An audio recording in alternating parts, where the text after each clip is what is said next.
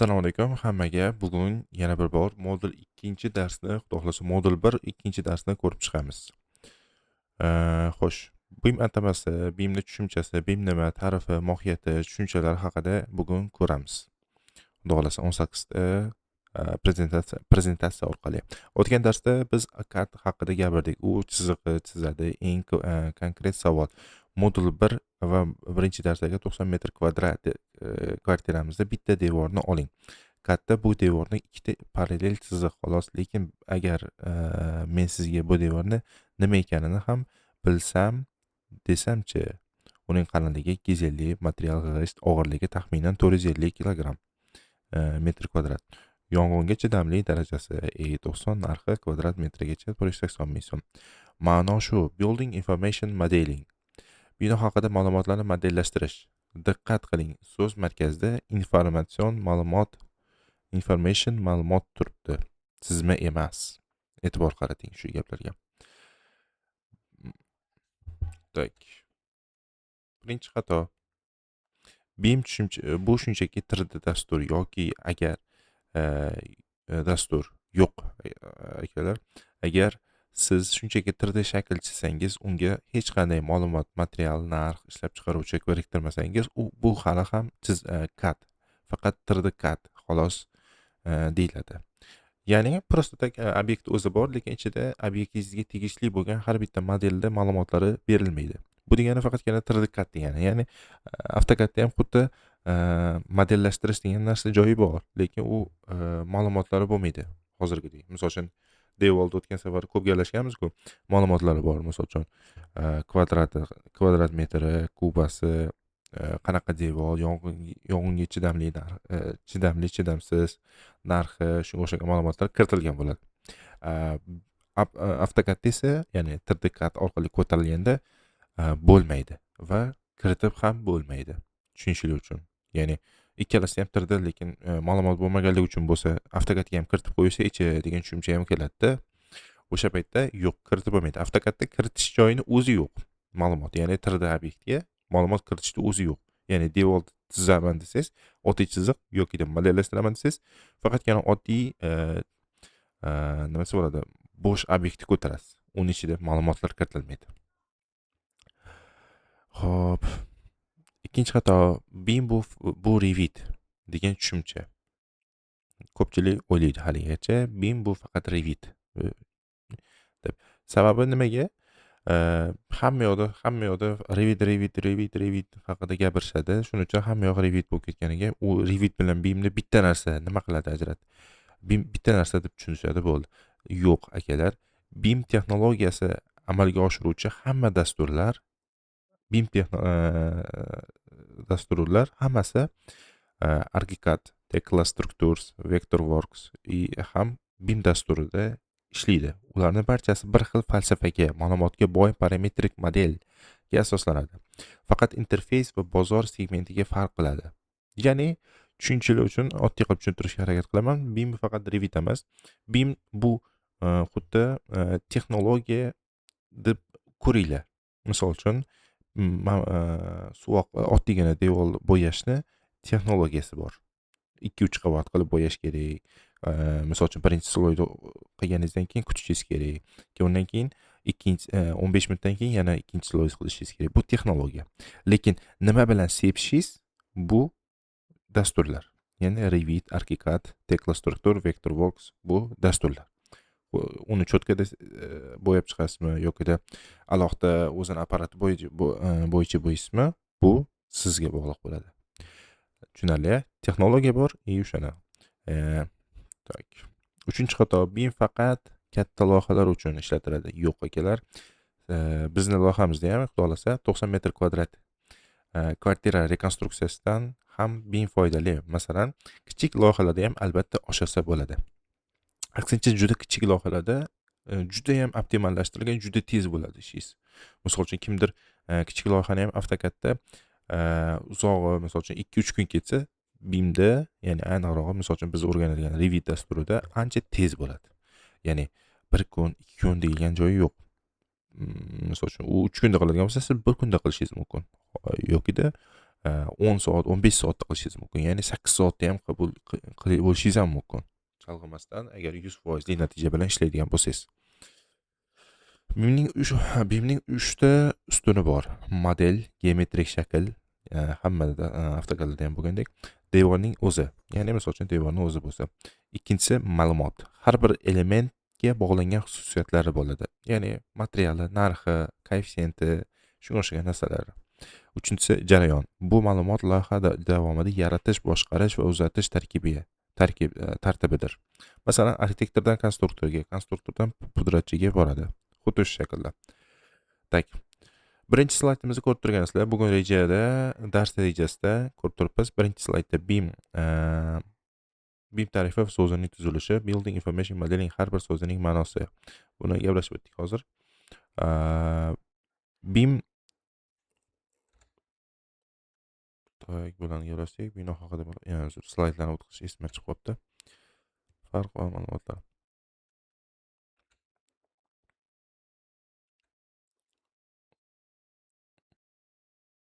Xo'p.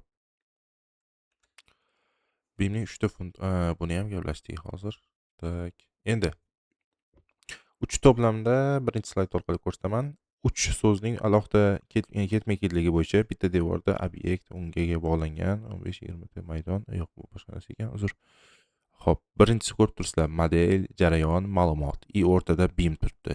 Ularni tutashgan joyida core.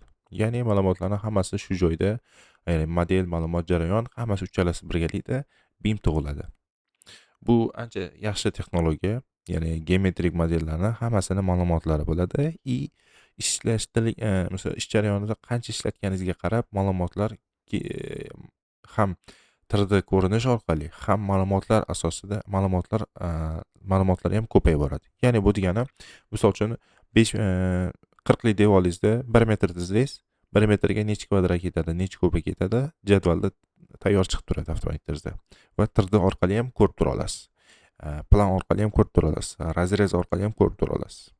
Endi o'sha 1 metr tizganingizda yana 5 metr, 6 metr, 7 metr, 8 metr tizdingiz. Bu degani avtomatik tarzda tizganingizdan keyin jadvalda ham shunga yarasha ma'lumotlari, ya'ni kvadraturasi, kubasi o'zgarib boradi. Ko'payib boradi, ya'ni ko'paytirganimizga yarasha. Jarayonda ham, ya'ni modelda ko'rinishida ham, 3D vidda ham, razrezda ham, planda ham hammasida ko'rinib turadi bu narsa. Tak. 3D dastur yo'q, ma'lumot bo'lmasa, bu CAD. Ya'ni hozir aytib o'tgan narsam, ya'ni bu shunchaki 3D dastur, ya'ni juda yangi o'rganuvchilarning juda ko'p xato qiladigan narsasi xuddi shu narsa. Ya'ni Revit yoki BIM desa faqatgina 3D da ko'rinadi, shuning uchun yaxshi deyishadi, bo'ldi. Bunaqa emas. Mana bu narsani ko'rib turibsizlar. Mana bu birinchi slayd, birinchi qatordagina. Bu SketchUp yoki 3D Max'larda ham xuddi shu narsa. Mendan ko'pchilik so'rashadi, 3D Max'dagi modelimni to'g'ridan-to'g'ri Revit qilsam bo'ladimi? Yo'q. Nimaga degan savollardan yana bittasi qisqa qilib ularga aytaman, iloji yo'q deyman. Fayl formati degan narsalar bor. Undan tashqari yana mana bu narsalar ham bor. Masalan, tip, solid, data, cost, ya'ni mana bu narsalar. Ya'ni oddiygina bir modelda, misol uchun devor aytadigan bo'lsak, devorning qalinligi, 10-15 ta parametr bo'ladi, misol uchun balandligi, shunga o'xshagan narsalar, ya'ni misol uchun kvadraturasi, kubasi, shunga o'xshaganlar. Misol uchun narxi kiritilgan bo'lsa, narxi, yong'inga chidamli bo'lsa, chidamliligi. Lekin faqatgina shakl o'zi, ya'ni bo'sh qobiqning o'zi bo'lsa, ya'ni bo'shliqning o'zi, obyektning o'zi bo'lsa, u BIMga kirmaydi. Ma'lumotsiz shaklga, ya'ni 3D obyekt o'zi bo'lib qoladi. Ya'ni SketchUp yoki 3D Max'da ishlangan obyektlar xuddi shu tarzda ishlaydi. Xohlagancha o'zgartira olasiz. Uni burishingiz ham hamma narsa. Revitda bunaqa ishlamaydi bu narsa. Shunisi bilan anchagina farq qiladi, juda katta farq qiladi. Xo'p, BIM bu Revit, buni ham hozir gaplashib o'tdik.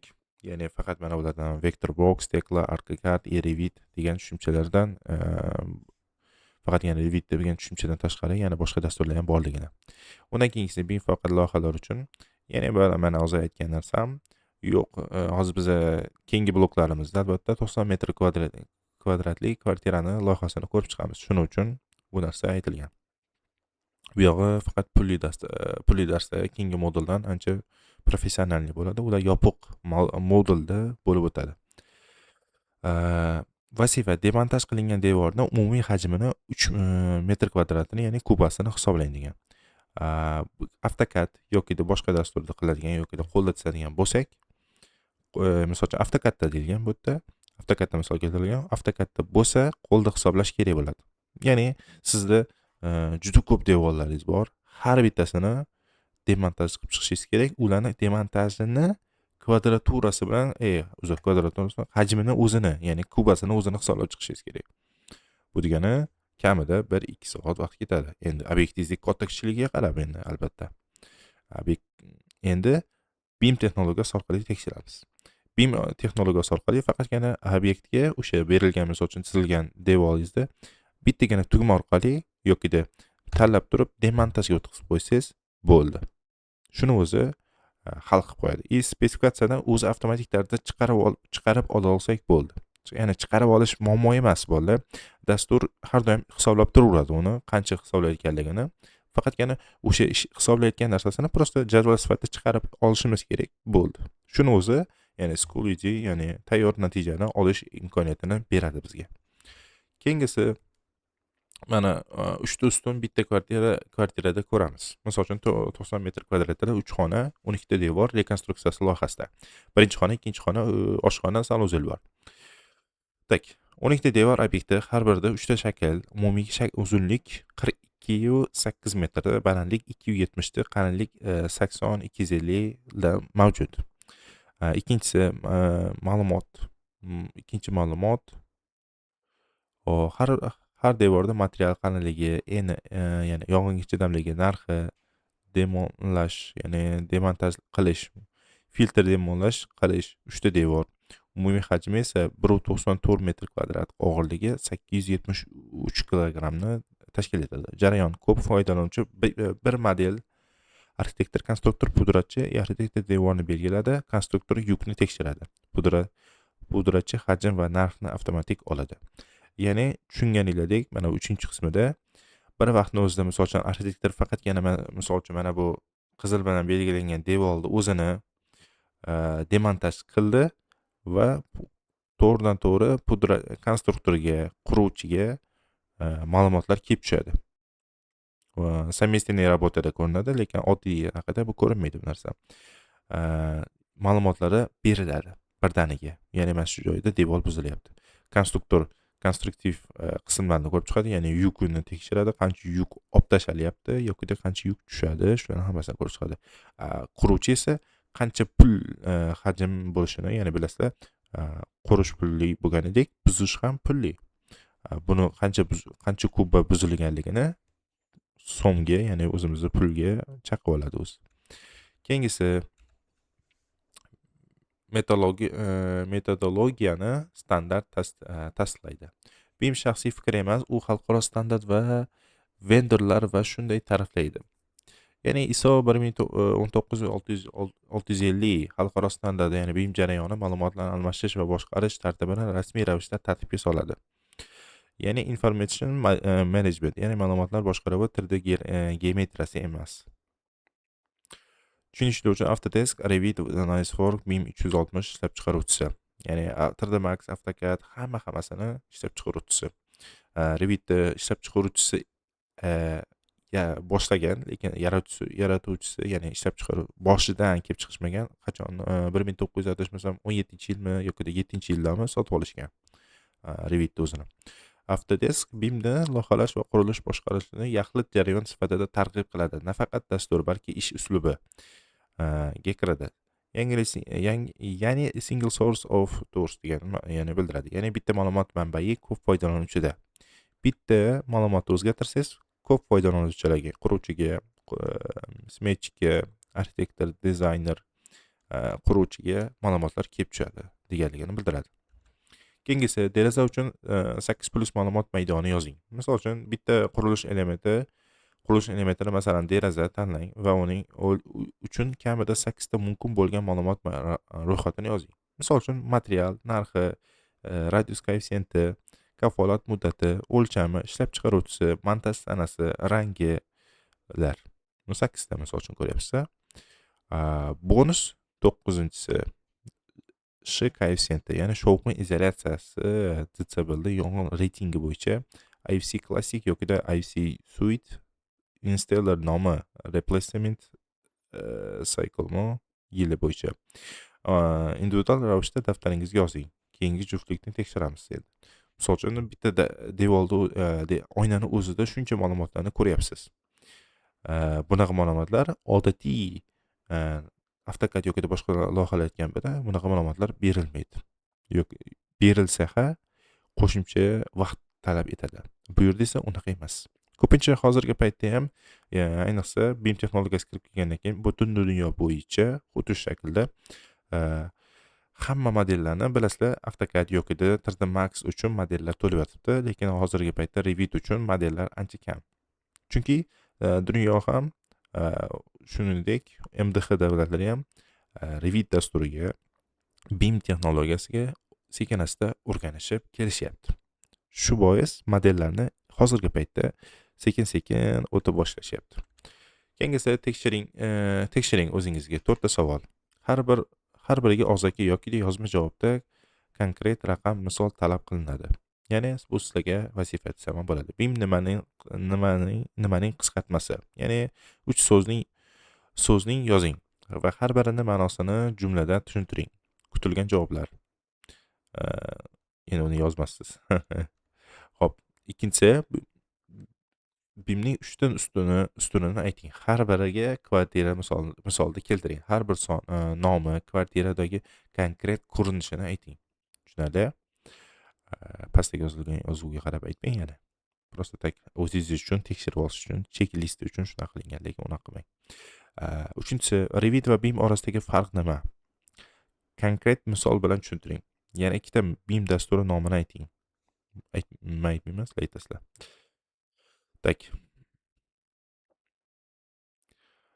Asoslash. 4-si. Nega BIM faqat katta loyihalar uchun emas, kvartira misolida asoslang. Ya'ni kamida bitta aniq raqam yoki tezlik ko'rsating. Tushunarli? Hozirgi o'tgan slaydimizdan ko'rib chiqsanglar bo'ladi. Qisqa insho. 100 ta 150 ta so'z. Bunaqa yozishlar bolalar o'zinglar uchun juda muhim. Prosta darsni eshitib o'tib ketishinglar bu o'zinglar uchun. Lekin darsda yozib vazifalarni bajarishingiz u o'zingizga o'zingizga. Vazifani bajarsangiz, yaxshiroq natijaga erishasiz. Vazifani bajarmasangiz, albatta natijaga erishmaysiz. Shunchaki o'tib ketasiz. BIM shunchaki 3D dastur deganni rad eting. Qarshilik dalillaringizni asoslab kerak bo'lgan gaplarni yozing. Yuqoridagi gapga qarshi 3 ta aniq dalil bilan qisqa insho yozing. Har bir dalilga konkret raqam yoki misol qo'shing. 100 ta 150 ta so'z bo'lishi shart emas bo'ldi. Bu oshib ketgan. O'zinglar uchun qisqartma bo'lsa ham yozsanglar bo'ladi. Buni xohlasalar daftarga yozinglar, xohlasalar shu videoni izohiga, ya'ni kommentariyasiga yozsanglar ham bo'ladi. Tavsiyalar buni aytmayman. Keyingisi BIM metodologiyasi dastur emas. Metodologiya dasturi emas.